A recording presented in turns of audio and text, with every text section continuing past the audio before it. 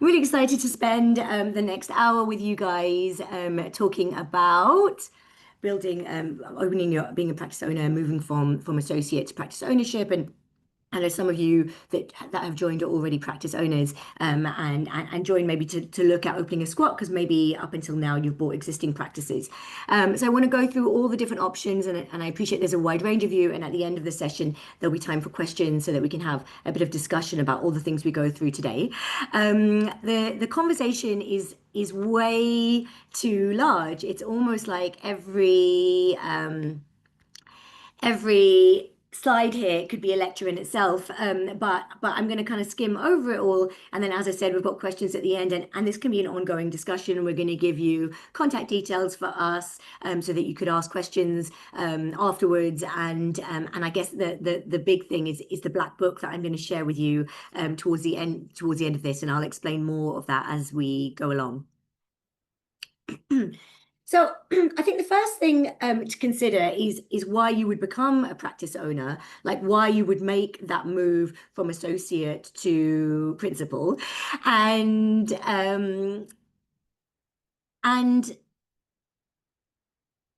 if you should make it, and if it's the right thing to do. I'm not going to assume that you guys all know who I am, but I'll tell you, and I don't want, this doesn't need to be all about me, it needs to be about practice ownership. But let me talk to you a little bit about my journey up until now.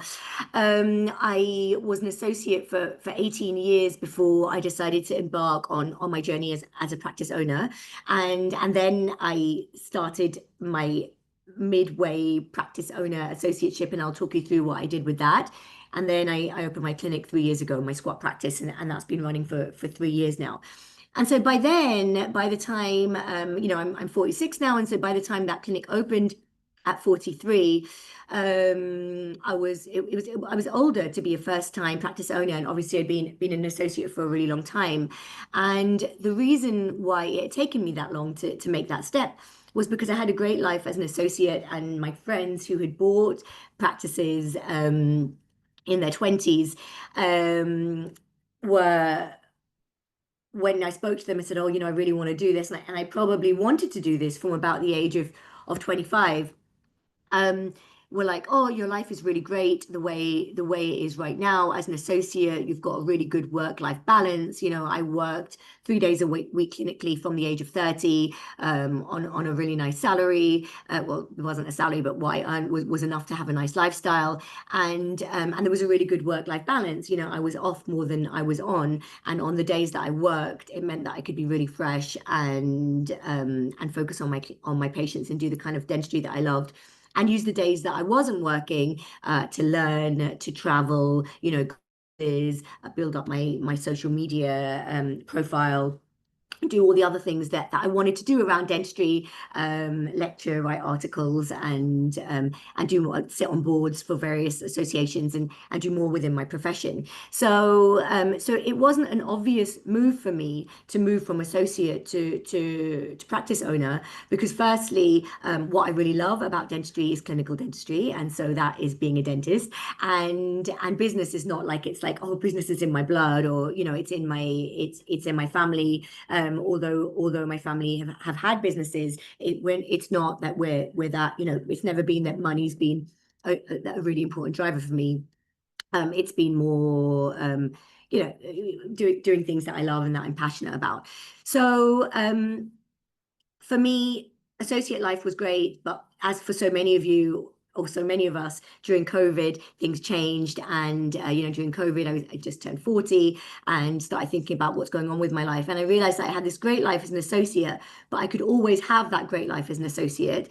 And so if I wanted to try something different, then it had to be now. Like, now I'm in my 40s and this is my era. And, there's so many articles about that, saying that by the time you hit your 40s, you've got the experience. A lot of people set up businesses in their 40s.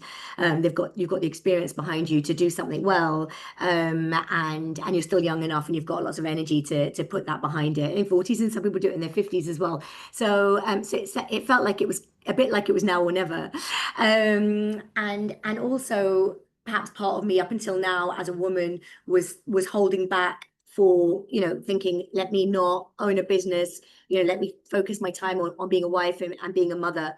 And then similarly, by that stage in my life, it felt like it was the right time to say it's okay. I can focus on my business now, and everything will be okay. And I know there's a lot of women that do it all. So yeah, that's super important. So then I decided to become a practice owner. And here's a slide, and we can talk about the reasons that you might do that. You have more control over patient care. So depending where you're working at the moment, I was really fortunate that the clinic where I worked was I had really great control and over my patient care, and they had really high standards of excellence. And so it wasn't that I needed necessarily to do that. There were things that I wanted to buy. I wanted a scanner, I wanted a water lathe, and the clinic weren't ready at the time to buy those things for me. But now through my mentorship program, and through my veneer teaching, and I work with so many associates there, and I see how many associates are just buying those things for themselves. And so actually, even as an associate, if there's things that you want, you can just buy them. You don't need to wait for your principal to buy them for you. Um, and then creative and clinical freedom. I suppose that a big part for me was that where I was working didn't necessarily reflect the aesthetic that I would want to present for my patients, my dream aesthetic, that when the patient arrives, this is what it looks like, and this is what represents my brand. And every principal will create their own clinic around their aesthetic. DRMR is a very luxury brand. Everything's got a high-end feel. It's the best quality. There's a lot of gold and creams and whites running through the practice. It's made to look like it's brand new every single day.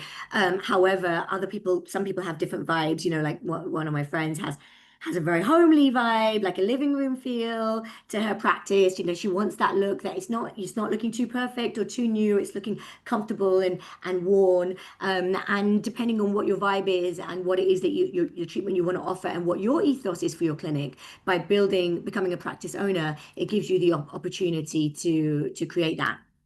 And then there is a greater long-term earning potential. So not all principals earn more while they own their practice. I don't think that can be assumed, that you will earn more than your associates while you own the practice. But potentially there is an opportunity for making money at the end. And so I use this analogy quite a lot, and I might use it throughout the presentation. It's kind of like where you live, whether you decide to rent or whether you decide to buy, and your rental, what you pay on rent may be really similar to what you pay as mortgage repayments. And so the pricing's kind of the same, but then there's potentially a greater payout at the end if you buy the property, because then you own the property and you can sell it and you've got something behind it. Whereas with rent, obviously you just let it go. But with it also comes a greater responsibility, that with rent, if you've over budgeted and you've taken on a rental property and you feel like you want to downsize or you want to upgrade, it's very easy to do that. If you decide you want to move, it's very easy to do that. Whereas when you buy a property, you're locked into those mortgage repayments for the next 25 years. And so there's a greater commitment and risk associated with that. Never mind the deposit that you need to save to be able to buy the property. So you need to be committed enough to save that money, so that you can make that move. So there's kind of like a similarity there that you could think about. And then also, and is there going to be a payout at the end? And I'm going to talk to you a little bit about endgame and plans as we go through the presentation. You get to build your own brand and legacy. So, that's something that I really love doing. I love building the DRMR brand. I'm going to talk to you a little bit about branding, and legacy. Wow, I guess, yeah, I'm creating something that when I talk to my nephew, and if I talk to him about being a dentist, I'm like, you can take over DRMR. And how nice to have something like that I can pass on to the next generation should they want it. But it's more stress and it's more risk, and yeah, there's significant responsibilities and there's challenges. And again, I will talk to you about that. And I think that that can't be undermined. I think that I don't know if people downplay that when you talk to them about being a business owner or about being a practice owner and how different it is from being an associate, because I definitely did not realize how different it was. I thought when I opened my clinic that if there are all these thousands of dentists opening clinics in the UK and doing okay, then how difficult can it be? Which is probably just really arrogant of me. But it is. It's all encompassing. It's life changing. You know, I was saying to my partner earlier this morning that nothing in life made me grow up. You know, not my father passing away or not my divorce, those things made me grow up, but they did not make me grow up as much as owning my own business has made me grow up. It's made me grow up so much that the way that I physically move has changed. When I was watching some videos that we took on holiday recently, and I thought it was so interesting that I'm on holiday and you know in the sun in my summer clothes, but the way I'm standing is so different. I wouldn't stand like this before. It's like even your posture changes with becoming a business owner because even the way I move my body has changed, moving from associate 3 days a week where I'm free and open and easy and happy and you know taking care of myself to business owner where my priority is my business, is my baby. And you know, I was talking to some dentists at the London Dental Fellowship about the difference between having a child and opening a practice. And I said, you know, which one, there's a lot of similarities there, but which one's harder? And they were like, oh, definitely opening a practice. And I was like, wow, you know, so that's how all encompassing and how life-changing having a child is. But having a business really is something that takes over your mind, body, and soul. And so you have to want it. You have to really want it. I don't think it's a decision that anyone should take lightly. They need to be really sure that that's the change that they want because being an associate is great. And so you know that don't just jump into it. Right. Different practice ownership models. I've got a little bit of hay fever, so excuse me. Right. So there are four different ways, and there are probably more. Just give me a second. Grabbing coffee. So you can buy, obviously you can buy an existing practice. That's you have your existing patients and you have your existing staff, and you know there's pros and cons that we're going to go through of deciding to do that. Um, you pay for the goodwill, so you pay for the patient list that is at that practice, and so there may be more expense involved, but actually maybe not, depending on what sort of squat you set up. You can set up a squat. You know, when you set up a squat, you can choose your location. You can choose whether you want windows and whether you don't want windows, and where you want to be and whether you want to be on a high street or not be on a, like you know you can really go into detail and work out what your dream location is, and with the right person to help you find that location, you can find it, you know, and that's what I did. I knew that I wanted to be not on the main road, but near the main road. I wanted to be on a first floor, so it was private entrance for our clients when they were coming in for aesthetic treatments and cars needed to pick them up. I knew I wanted big windows. I knew I wanted high ceilings. You know, I knew I wanted to be in this in the Knightsbridge Kensington area.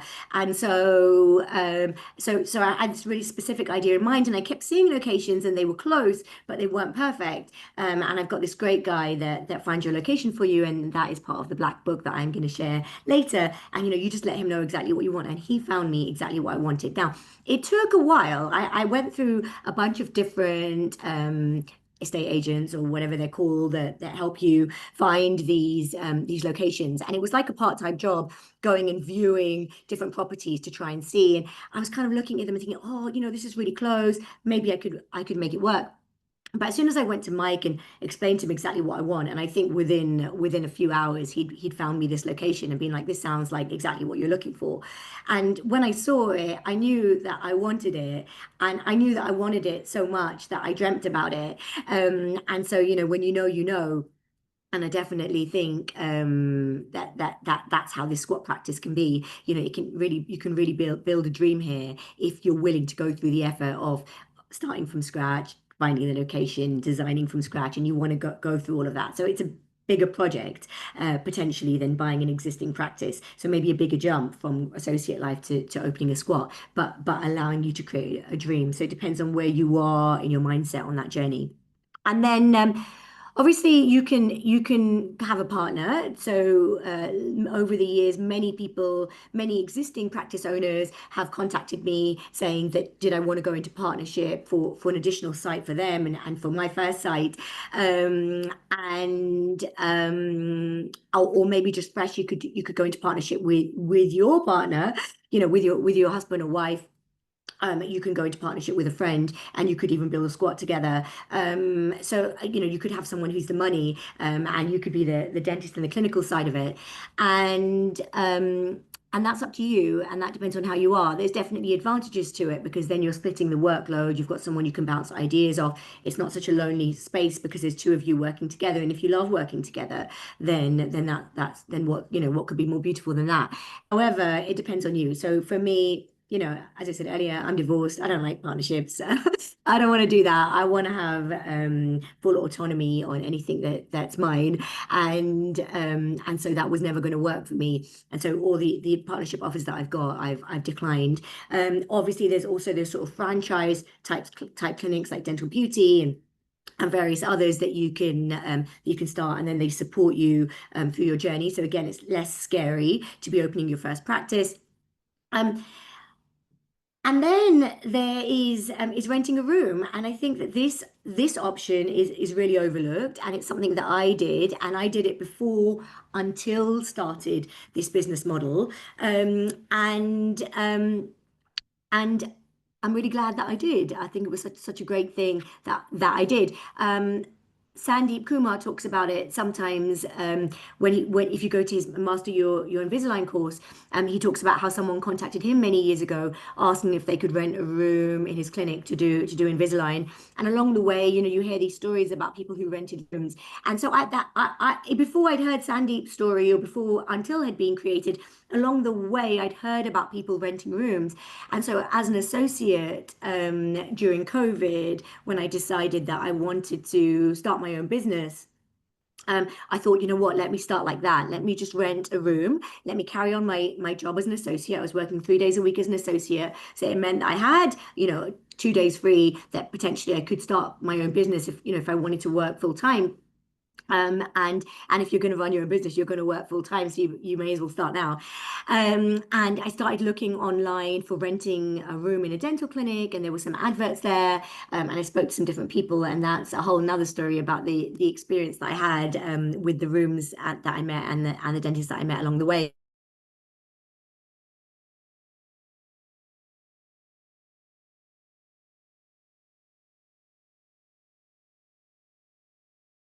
2 days a week. So 2 days a week her clinic was empty, and then 3 days a week she worked clinically. And so I thought, oh, she's in Kensington, she's down the road from me. She said her clinic's empty. It's saying my internet is unstable, so hopefully you guys can still hear me. Laura, if there's problems, just unmute and let me know. And so I contacted Claire and said, could I rent her clinic out on the days that she was in hospital, working in hospital? And she was like, I'm not sure really how that would work. Let me consult with some of my friends. And she spoke to some of her friends in the Women's Dentist Network to find out whether that was okay. And they were like, yeah, that's a thing. Like, it's an associate contract that you take on, but rather than having a percentage split, rather than paying the associate pays you. And typically it's around £400 a day that you pay the clinic for use of the room. And then you bring your own nurse, you could bring your own receptionist, you have a trolley, you bring your own materials. And so you just use the chair and the sterilization facilities. You have your own practice management software, so you can start building out your own list, and you rent this room, and it's a hugely profitable way to run a business. It's the most profitable way to run a business, I would say, because you're not splitting your what you're earning from a patient with the clinic like you do as an associate, usually with your principal. Excuse me, sorry, it's my hay fever. It's such a lovely warm day today, and I've got the window open, which probably isn't helping. And you don't have the overheads of running a clinic where you're paying for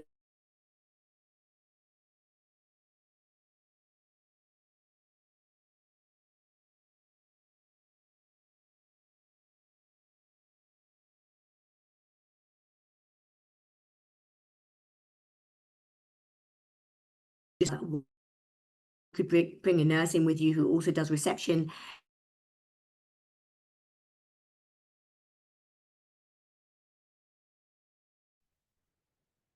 Apologies, everybody. Hopefully this will resolve quickly.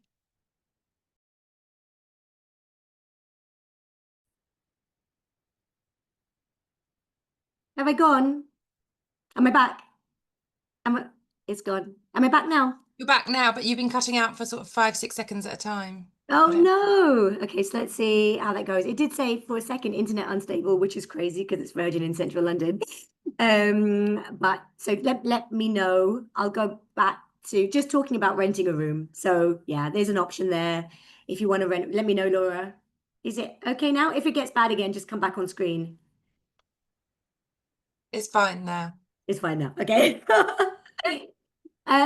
So renting a room, yeah, so there's an option there and it's a good one. So if you want to talk more about that, let me know. And that works well. I'm sorry that was so rubbish. So buying a practice, an existing practice, you have an income from day one, the systems, teams, equipment in already in place. There's a high upfront investment because you have to pay for the goodwill, and you may inherit issues. So the dentistry of the previous dentist, if you don't agree with their treatment plans, you're inheriting those patients and the work that they've done. Is their branding, does that work for you? Do you want to rebrand and redecorate this clinic? And if you do, then that's not going to be such an easy change, and you may end up losing some of the patients and the goodwill with that if you change the name and you change the branding of the clinic. So it's harder to kind of make it your own, which is what you can really do if you set up a squat. This last slide, I used an AI generated image because I didn't buy an existing practice. But this slide is my clinic. So this is the original design for my room, and this is what my room looks like. I have this very cool stone Weber chair that spins around the room.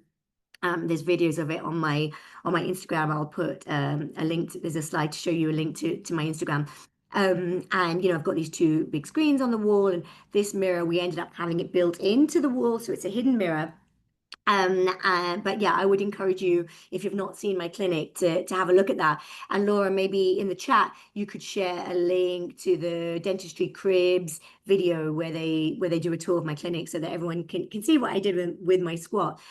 Because what I did was kind of close my eyes and do a walkthrough of what a perfect patient journey would look like to me. Like if the patient walked in and then there was a fridge and there's a coffee machine and there's comfy Soho House type sofas that, the whole patient lounge is decorated by Soho House. And then, when they come into the room, there's an area for them to put their keys and their phone. There's somewhere for them to put their coat. They come and sit in the chair. The chair faces the screen so they can see their photos and then spin. So that everything that I wanted to happen, I mapped it out in my head. And then when we were designing the squat, I made sure that I put everything in place so that my dream could become a reality. To the extent of a mirror, I didn't want to hold a mirror in front of the patient's face anymore. And so I thought, why can't we just have a mirror on wheels? And then we drew a mirror on wheels, and Laura got it made for me. And now there's a mirror on wheels that we wheel out in front of our patients. So it's just about having that vision or working with someone who can help you with that. And then you work with designers and architects, and Laura project managed my build for me. I made sure that I just had to kind of have an idea, and then together she worked with them and made sure that we knew how to bring it to life. So you can have full creative control, and also if you feel like you're not creative enough to know exactly, you also have help with that.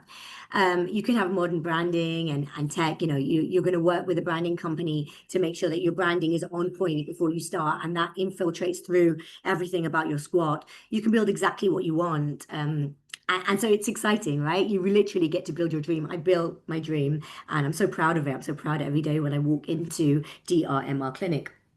But there's no revenue initially. Now, I was smart about it. I'm risk averse in my personality, and that's why it took me so long probably to open my own practice.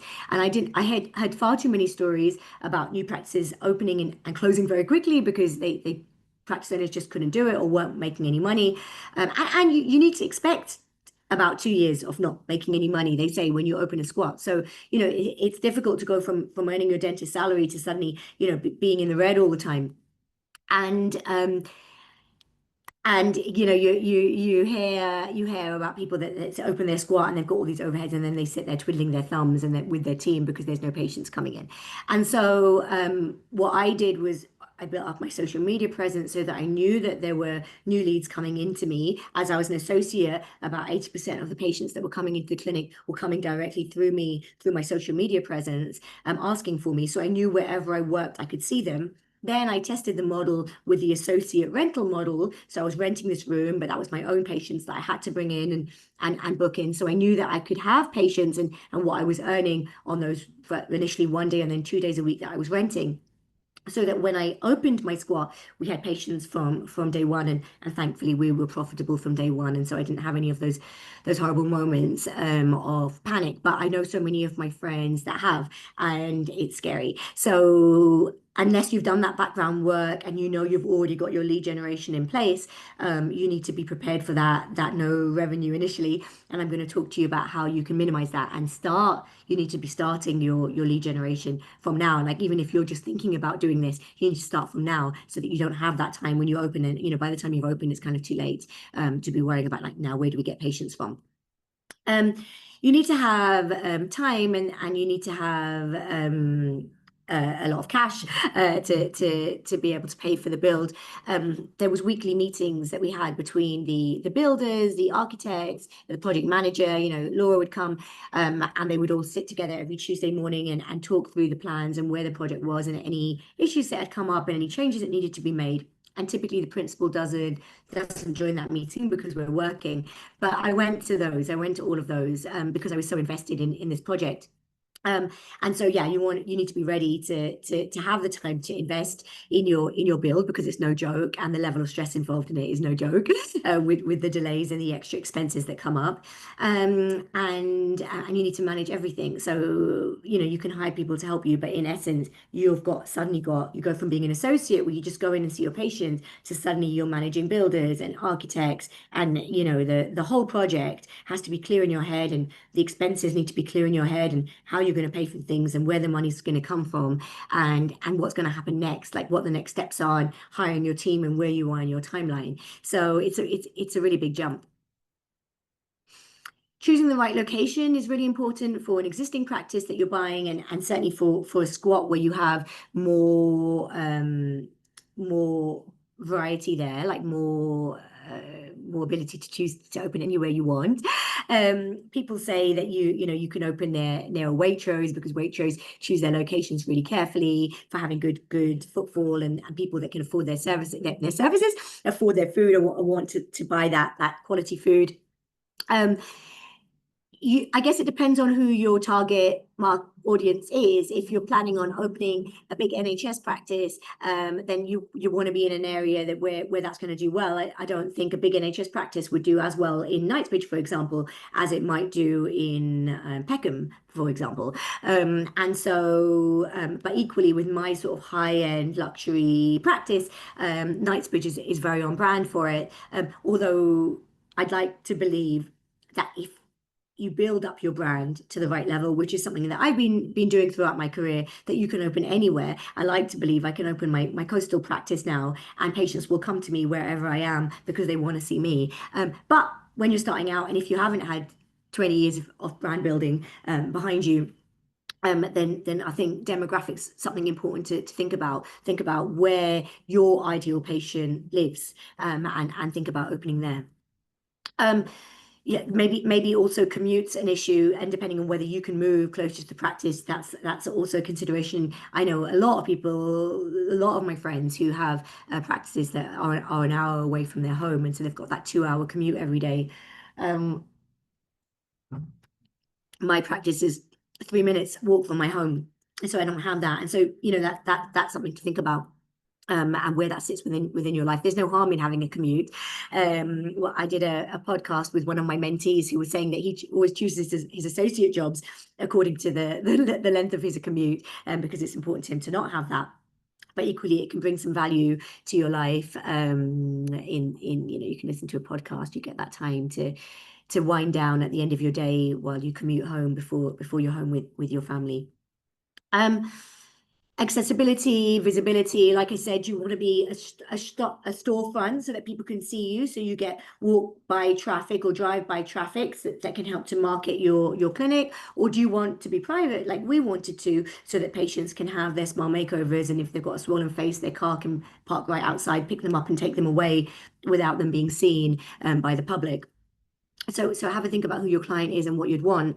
And then London versus rural is a really big one. The whole marketing alone around those two is just amazingly different. Again, it's been such a privilege for me working with my mentees in my mentorship program and getting to know their businesses, and the associates and the practice owners. We encourage the associates to have their own personal brand website, and Dental Focus will create those free of charge for you. I think they normally charge £500, and then within our mentorship they give it for free. And then even principals, if they've got their clinic website, I'll encourage them to create a personal brand website. But then being visible on Google is such a big deal, because that's still the main search engine, although AI is quickly taking over. And in London, it's a real thing to become visible on Google. When I built my website 3 years ago, and we were like on page 75 of Google. And so no one was ever going to find us.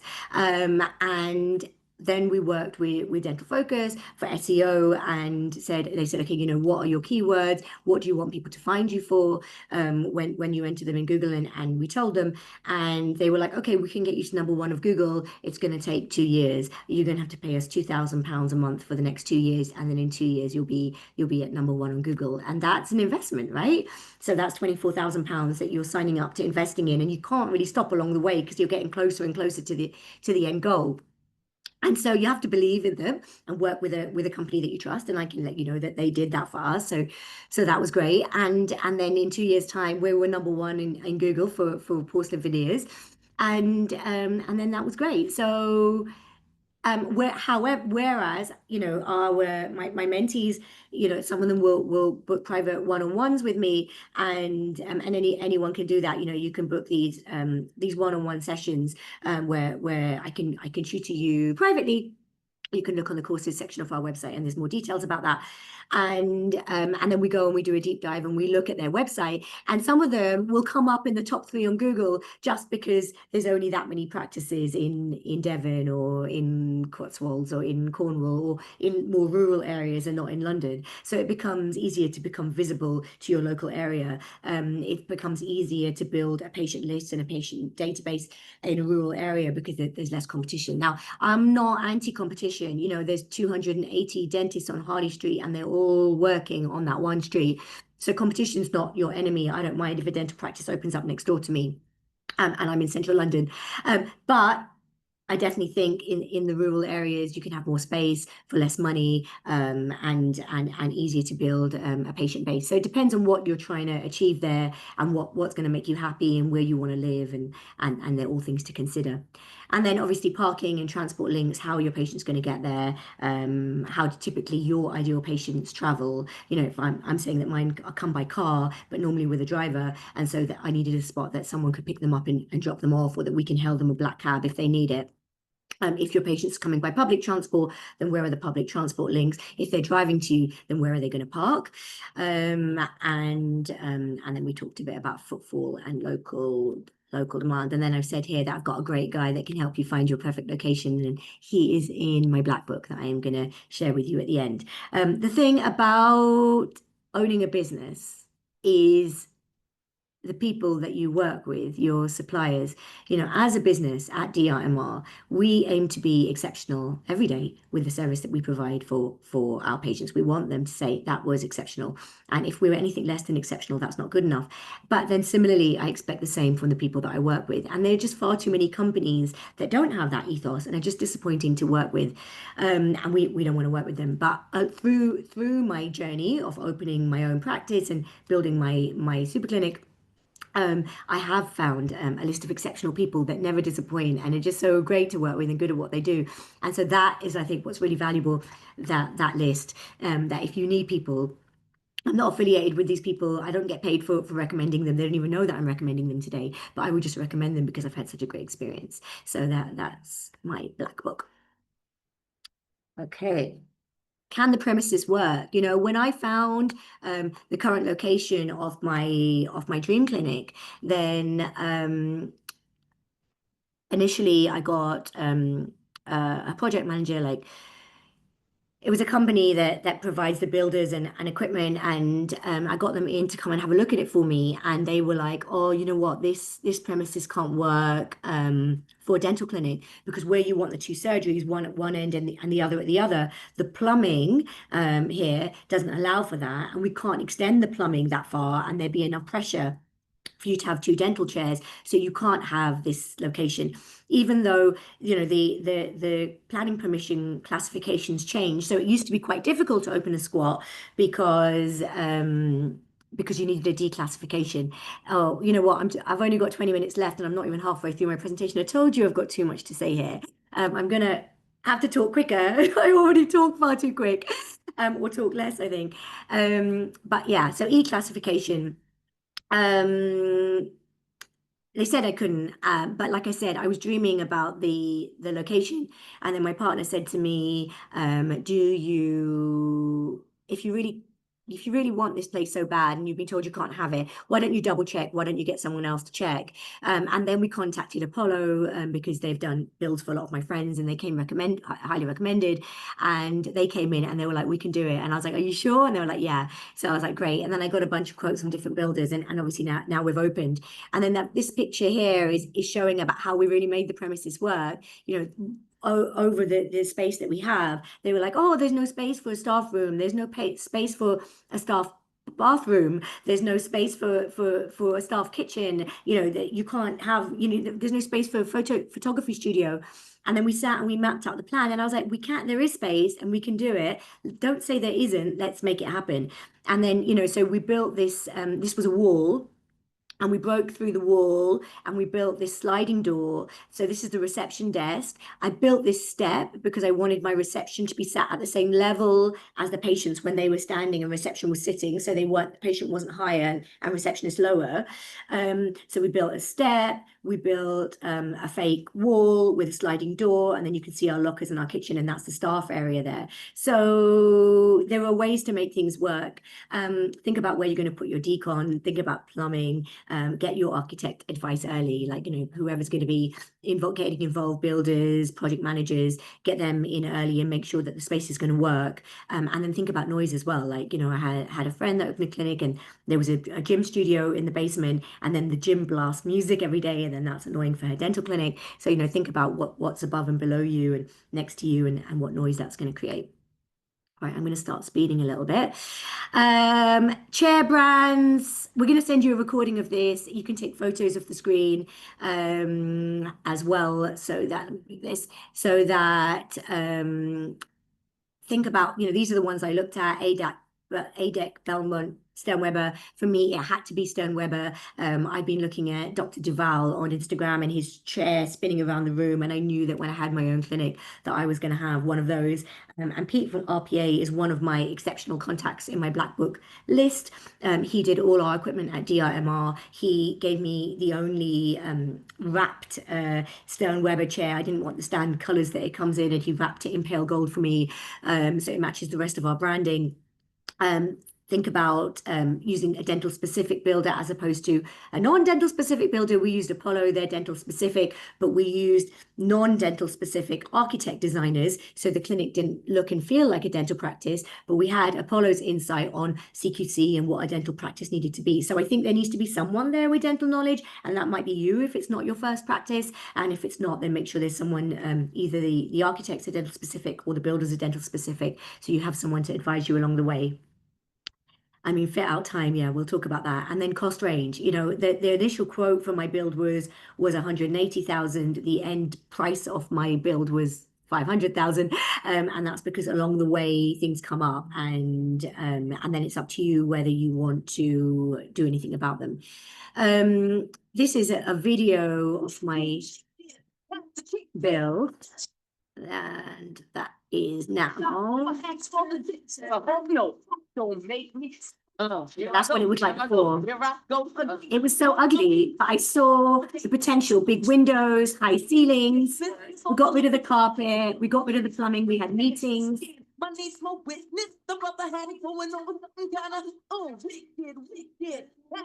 And now she's stunning. So that's that. That's on my Instagram. You can have a look at more of my clinic. You know, people say you're in Knightsbridge, you have a floor, you have gold sinks. I'm like, we have a floor to ceiling gold sink, and we drew this and had it made. Laura had it made for me. We had plumbing put through the ceiling, and we got a tap put in through the ceiling, so we could create this in the corner of my surgery as a hand wash sink.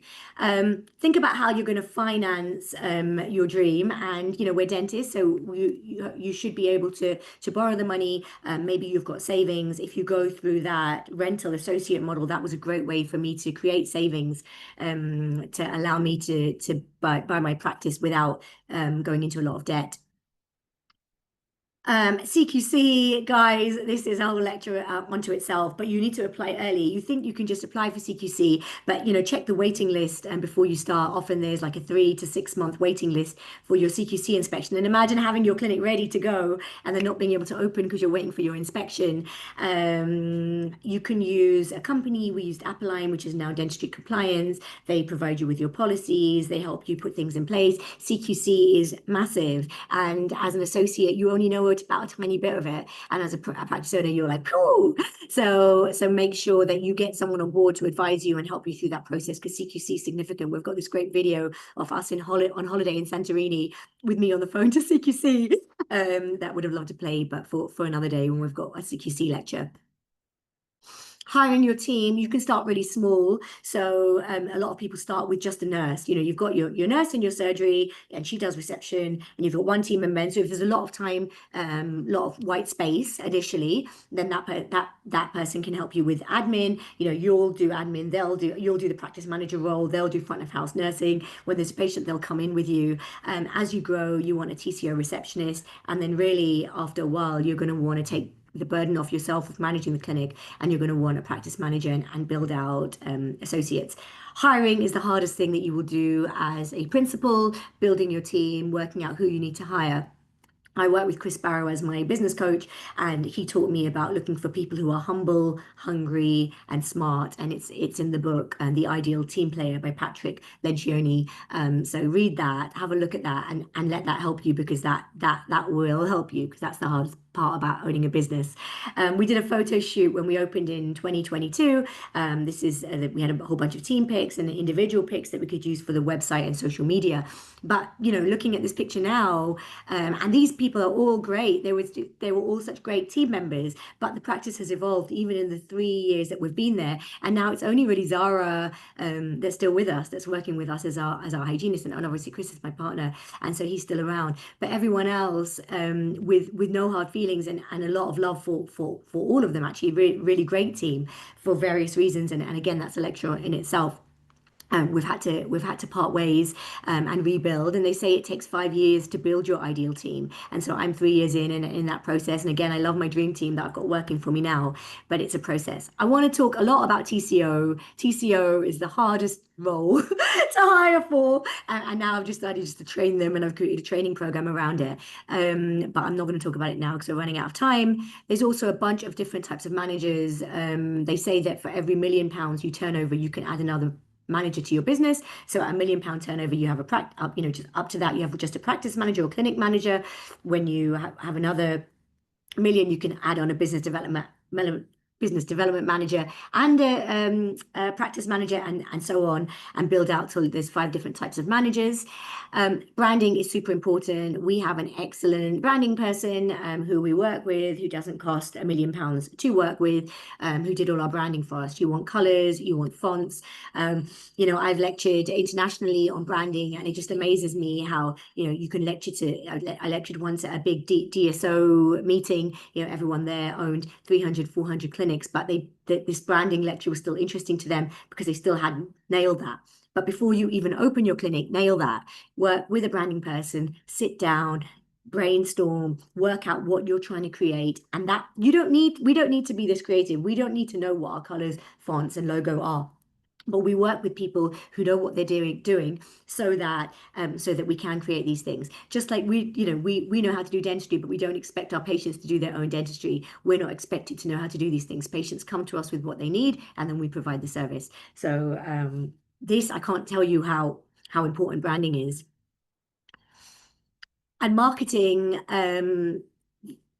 I opened this article from on dentistry.co.uk called it's by Shaz Memon, and I put the link here, but that's not really going to help you. And I went through and I updated my Google business profile, and I would encourage you guys to do the same thing. So go to dentistry.co.uk, put in Shaz Memon Google business profile, and this article will come up, and work through and optimize that, because that's something free that you can do that will help you be found on Google, and you won't believe how many people don't do it. We're going to run out of time for Q&A. So very quickly, I think this is a whole lecture in itself. Let's do a separate marketing lecture, but there's leaflet drops. You want a great website. There's SEO. We touched on it before. You could have a PR company. You could do a soft launch and get the PR companies, all the different journalists in to meet your clinic. You want to connect with local businesses. And then obviously there's ads. You can do paid ads. There's Google ads and Meta ads. And yeah, maybe that's a new lecture. All the different things that you need to buy. So you could have a look at the list there, because they're considerations. And again, we'll send you a recording of this lecture so you can grab this when it comes to setting up. Accounts are a minefield. This is the new thing that we need to learn, going from associate to principal. I have an accountant and I have a bookkeeper, and long term I will have a CFO. And you want to use. We've got a specific spreadsheet to make sure that we're pricing our treatments correctly. Our operating costs are £300 an hour. We were looking at this spreadsheet yesterday. We charge £295 for a night guard. We charge half an hour initial appointment to scan the patient, and then we book half an hour to fit the appointment. It only takes 5 minutes, but we book half an hour, so they have lots of time.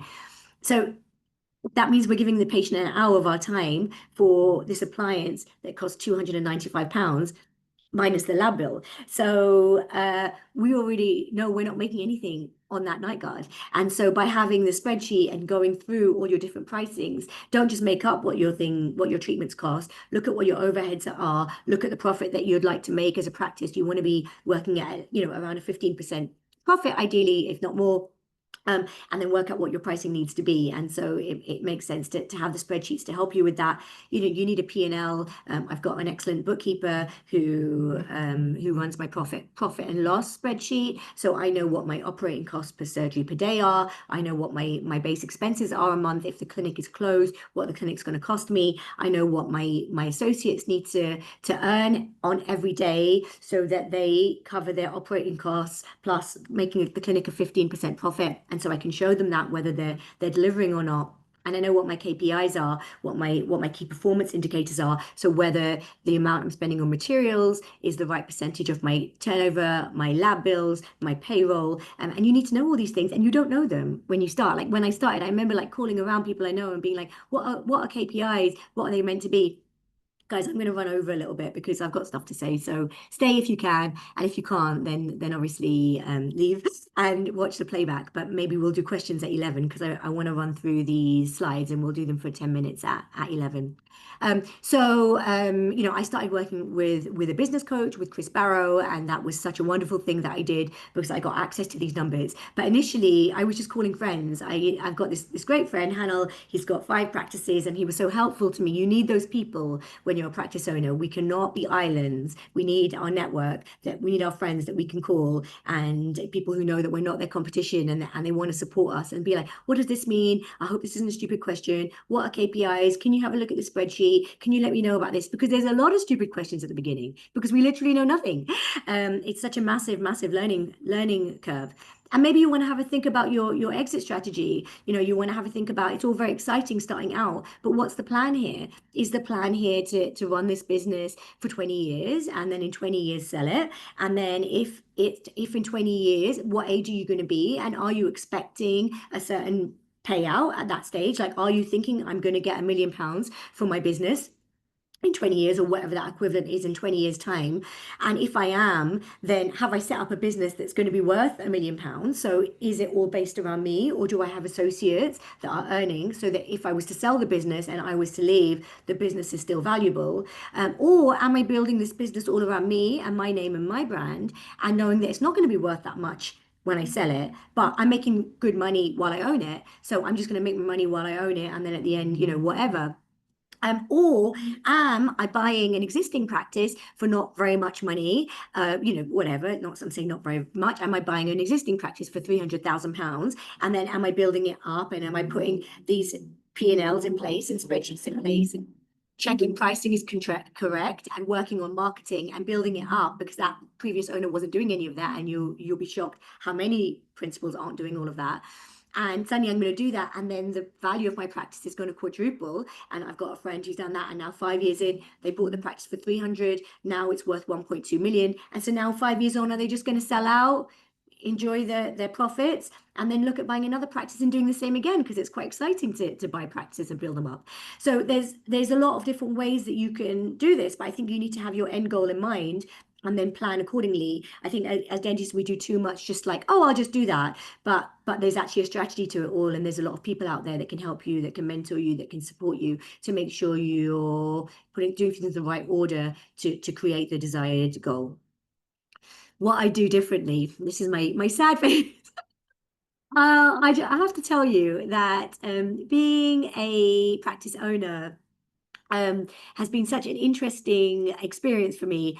I've definitely aged significantly in the last 3 years, not only in the way that I move, the way that I don't prioritize my own well-being. I prioritize my practice's well-being over myself at all times. If I've got a workout booked, but the clinic needs me, I will forget the workout and go to the clinic. I don't. And for the first 6 months, I didn't have a life. I didn't see my friends. I didn't drink. If I went and did meet someone for dinner, I would say, I'm coming just for an hour. I'm not going to drink because I can only afford an hour, because I need to go home and work. And if I was awake, I worked. Basically, if I popped out to meet someone, it was never more than an hour. And probably for the first 6 months, or maybe for the first year, the saddest part for me was I lost my dreams. So I've always been a great dreamer. I'm a great sleeper. I go to bed and I have beautiful dreams about rainbows and beautiful things. But I just dreamt about work every single night. And then a year in, things got a lot easier. And now I don't really dream about work very much at all. And everything's back and it's comfortable and it's cool. But that first period is intense. And I came with a really big vision of like this super clinic. And I was like, I'm going to do a full body transformation clinic. And now, 3 years in, I'm like, you know what? Full body transformation was cool. The full body stuff doesn't make me a lot of money. The dentistry stuff does. So I'm going to get rid of what doesn't serve me and focus on the dentistry. And now I'm in the process of coming back to dentistry, actually, just dentistry. And then maybe we'll re-add full body later. I haven't put it here, but I also bought like a water laser. It's like a 70,000 pound machine. It was okay, but should I have bought it that early on? I think I was just excited that I could. And so that's something I'm not sure if I would do differently, but it's questionable. Hiring is really, really hard. I didn't know anything about hiring dentists. I thought all dentists could sell, like could talk to patients, could explain treatment plans. I thought, as long as they were nice people and they were good clinically, that I could put them in and they would be able to build a book, but that's not true. And I think most of them can't. And so that's something to think about when looking for your associates. And then with teams, similarly, it's been such a journey for me. It's very different from liking someone to then being a great team player and learning who those great team players are. And I've been blessed with great team, but also, really, really evolve the team over time. I have done training in people management. I've learned it now, 3 years in. I've learned that you can't get upset with your team. You can't, for example, be like, oh, that's incompetent. You're not allowed to call them incompetent. you need to be like, do you think that was competent behavior?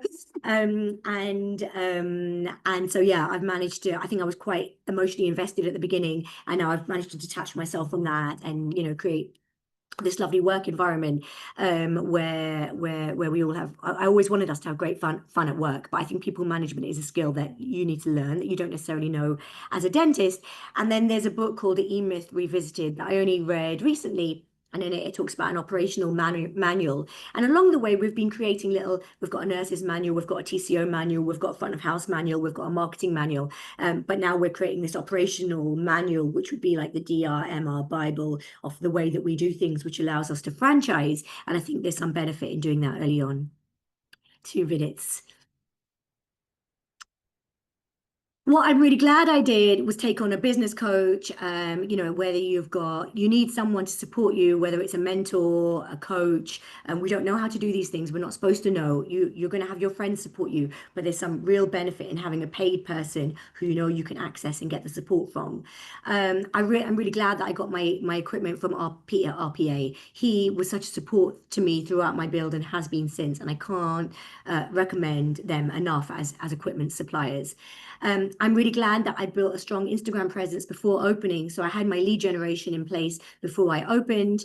I'm really glad I did the associate rental contract before opening my squat, so that I knew that I had patients coming in, and I practiced being a mini practice owner before being a big practice owner. I'm glad that I committed to my 2 years of SEO with Dental Focus. I'm glad that I built my perfect clinic, even though it was ridiculously expensive. I'm glad I didn't compromise on anything, and that I get to live my dream every day. I'm glad I waited for the perfect site and didn't compromise on that, because when you know, you know. And I'm glad I built a strong brand and built my brand booklet before I started, so that I could infiltrate that through everything in my clinic from the very beginning. Key takeaways: don't rush. Buying is safer, but there's less freedom. Ownership is hard. Make sure you're clear on your vision. And a squat is high effort, but it's really high reward. This is my little black book. Take a photo of that. And then for the others, and so we've got Michael will find your squat location for you, and actually existing practices as well. He's a finder and he's amazing. Pete RPA, can't talk highly enough about them. Jordan is our contact for Dental Focus, for your SEO, to get you at the top of Google. They did it for us. They got us #1 in London for porcelain veneers. For your branding, for photo shoots, for paid ads, for organic content creation, for the builders that we use, message Laura. Laura, do you want to pop your number in the chat? WhatsApp her, text her, call her. She will help you with all these contacts. We've got people that we love and we trust for all of this, and we'd love to share that with you to make your life easier, so you're not bitten. Manrina, just quickly, Zoom have failed to give us a chat in this webinar, and we don't know why. They're in technical support in the background, but our workaround, because there's always a solution, is hands up for questions, and I'm going to email everybody with everything you've just said. So Okay. at the end. Sorry Yeah. about that. Oh, sorry, that's It's okay. beyond Don't our worry. control. Not many things are, but this one is. Well, lucky I ran till 11 then, isn't there? Because Yeah. there might be questions, but there might not. What would you want to know? So we're going to finish off with that, but let me just finish the slides, because it's 11 and some of you will need to go and have better things to do on your Saturday. So to get in touch, let me move this. You can take a photo of this. You can email Academy and Laura will help you. You can come onto my Instagram and message me directly, and you can WhatsApp Laura, and here's her number here. WhatsApp, text, call her, and tell us about your practice ownership journey, and let us know if we can support you or help you in any way. I obviously have my mentorship program that I frigging love. We have quarterly meetings in the clinic, where my mentees all come in and we learn various different things. We had Ashley Latter in to talk about patient communication. We had Chris Barrow in to talk about inbound and outbound marketing. We just ran a mini conference where the mentees were public speakers, and we created show reels for them to build out their own personal brands. And on the next one, where I'm teaching them how to use Photoshop for smile design for communication with patients, which I use for my patients all the time. There's a QR code here that will take you to more information about our courses. My mentorship program, it's £250 a month. It's jump in, jump out. And we have an offer for you if you sign up this weekend by Sunday at midnight. And Laura's going to email all of you at the end of this webinar today with that. So with that, that concludes my webinar, which, I used the full hour. So Laura knows how much I talk. And so I think, I've just got a lot to say, guys. We can do Q&As. So let me unshare my screen. And I don't know if hands up are going to work. Do you want to try, Devla, do you want to try putting your hand? Oh, there we go. Connie's got a question. So let's unmute. Hi, Manrina. Thanks so much for your chat. It was really, really insightful. I just wanted to ask regarding renting a room, how would you go about finding that space? Yeah, I think you can Google it. I think at the time I Googled renting,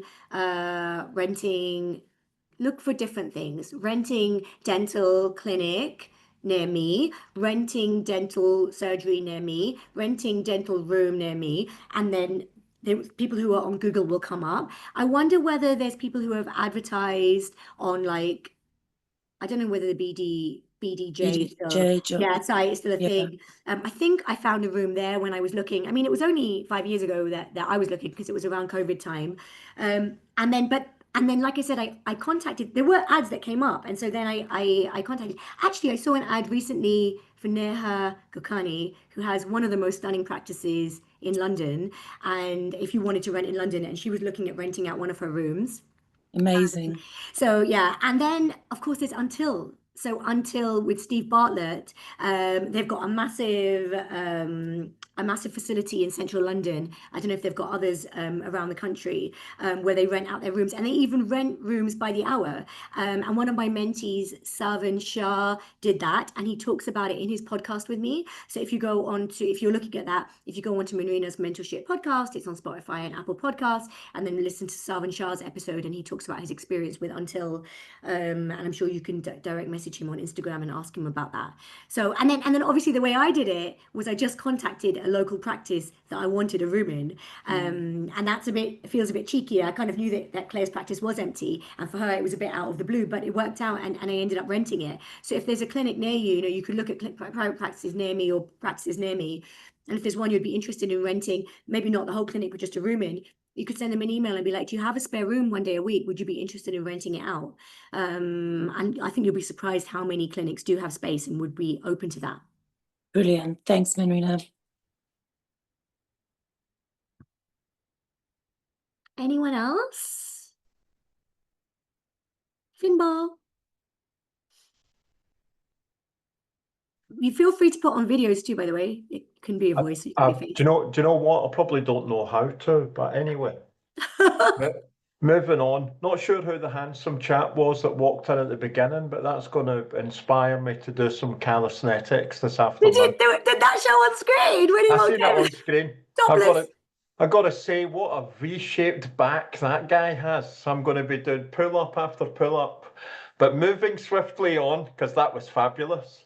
You'd mentioned earlier, Manrina, and thanks for sharing your journey, etc. It's been really interesting and insightful. Loads of information there. Initial quote of the squat, and it looks great, was 180k, and obviously that jumped up to 500k. That's quite a jump, and we can see why. I've seen the dentistry cribs in the past. See the 500k. Did that include the investment of the 70k for the waterlays, or was that on top of? Wow. So what happened was it was 180. Apollo quoted me 180 initially for the design that we'd created. And then it went up to 380, my builder's fees with them. And the reason it jumped up were things like I've got this resin poured floor throughout the clinic, which was already £10,000 for this resin floor. And then I kind of had my mind set on having this poured resin floor that looked like white chocolate rather than lino. And then so it's on dentistry cribs about it is. That's a video. Yeah, Laura's this going to resin floor. share And the we're not video. going to say that you're pedantic and have an attention to detail, Yeah. but My goodness, whoever did that must have the patience of a saint. It was Because they were funny. on I have funny stilts. memories of me like being like, symmetry is beauty. Why would you put that there?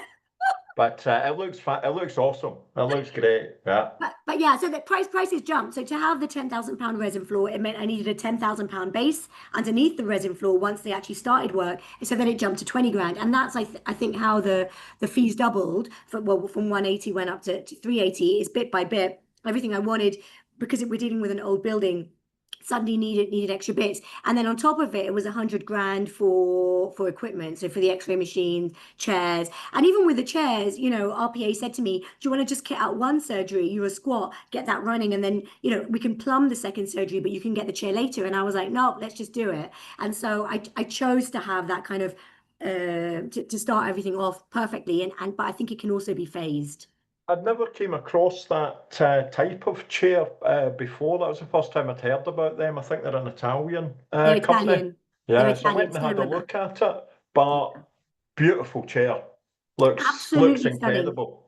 And our patients are wowed, and you know what? They're not even that expensive. People are always saying to me like, "Oh, your chair must have cost 50 grand." And I think it's like 28 grand. I was surprised when I looked at the cost because I was the same price as an ADEC. Yeah. It's crazy, but it's so impressive, and it's all automated. The spittoon spins round to optimum position. The chair spins round. I've had a good look at it. Yeah, Pete it's from on the RPA. list.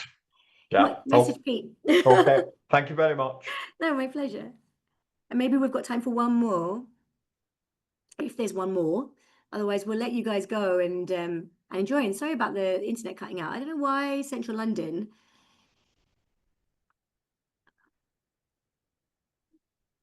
I think that's it. Okay, guys. Well, you know how to get hold of us if you choose to. Let me pop that back on. So that is there.